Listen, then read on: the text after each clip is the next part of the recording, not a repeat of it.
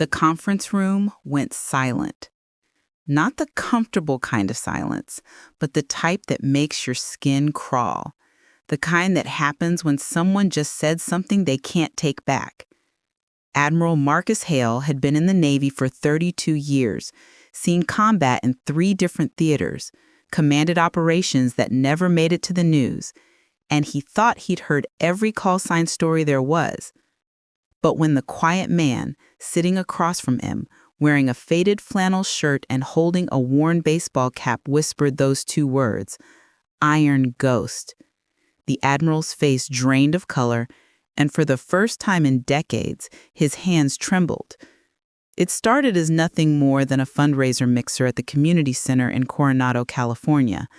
Veterans from different eras mingled over lukewarm coffee and stale cookies, sharing stories that ranged from hilarious to heartbreaking.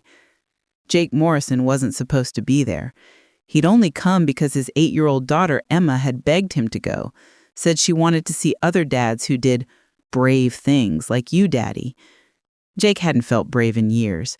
These days, he felt more like a ghost himself, drifting through shifts at the hardware store, packing school lunches, and trying to forget the things he'd seen in places whose names he couldn't speak aloud.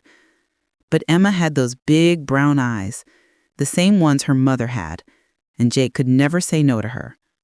So there he was, standing awkwardly by the coffee urn, hoping to stay invisible. That's when Admiral Hale walked up, all polish and brass, extending a hand with the easy confidence of a man who'd never known true fear. They exchanged pleasantries, and then the Admiral, in that playful way senior officers sometimes do when they're trying to connect with enlisted, asked the question, "So, what was your call sign, son?" He was smiling, probably expecting something funny like Crash or Sparky, something to laugh about. Jake hesitated, his jaw tightening, and for a moment he considered lying or brushing it off. But something in the Admiral's eyes, maybe the genuine curiosity or the fatherly tone, made him answer honestly. "Iron Ghost," Jake said quietly, his voice barely above a whisper. The Admiral's face vanished. His face went pale, almost gray, and he took an involuntary step backward. The room seemed to tilt.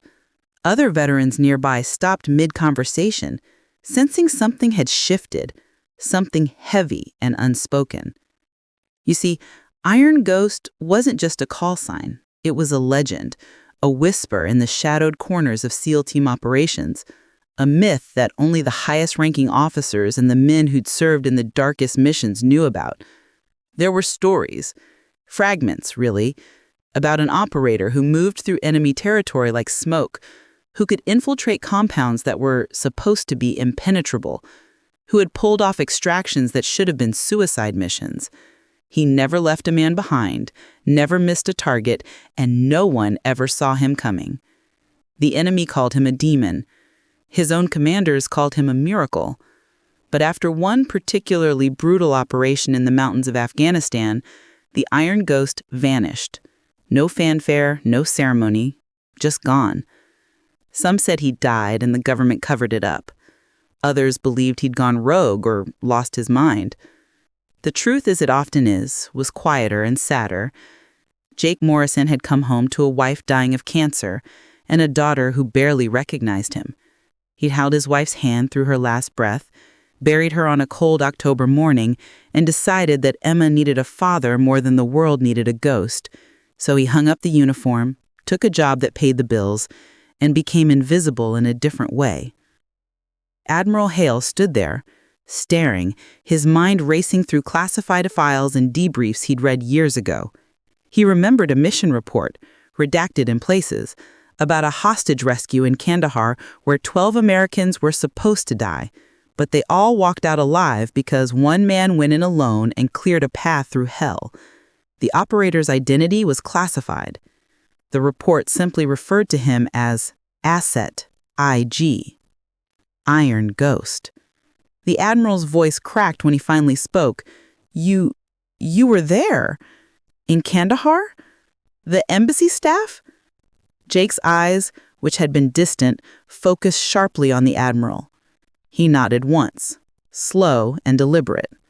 all of them made it home, Jake said, his voice steady but weighted with the cost of that truth. The Admiral didn't ask for details, didn't press for war stories. He understood, perhaps better than anyone in that room, that some men carry their heroism like a scar, hidden under layers of everyday life, and that the bravest thing Jake Morrison had ever done wasn't in a firefight overseas. It was choosing to be present for his daughter, to show up every single day, to make breakfast and help with homework and teach her to ride a bike, even when the ghosts of his past haunted every quiet moment. The Admiral did something then that shocked everyone watching.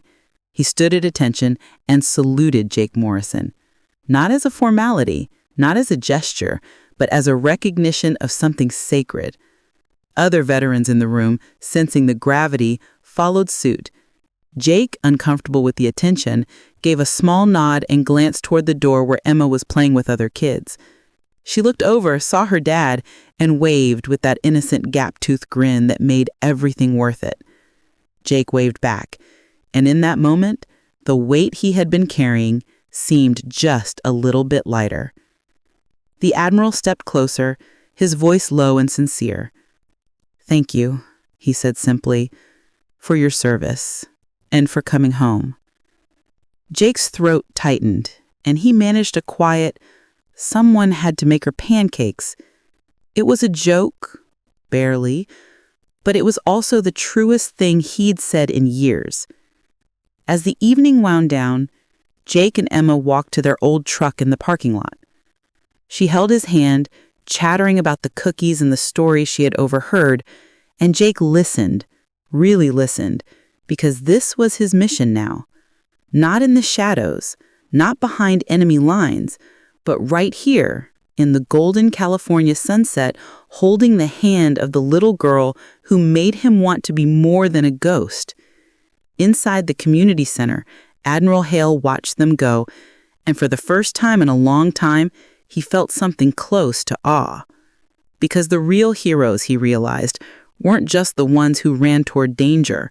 They were the ones who came back and chose love over glory, presence over recognition, and quiet courage over the roar of war.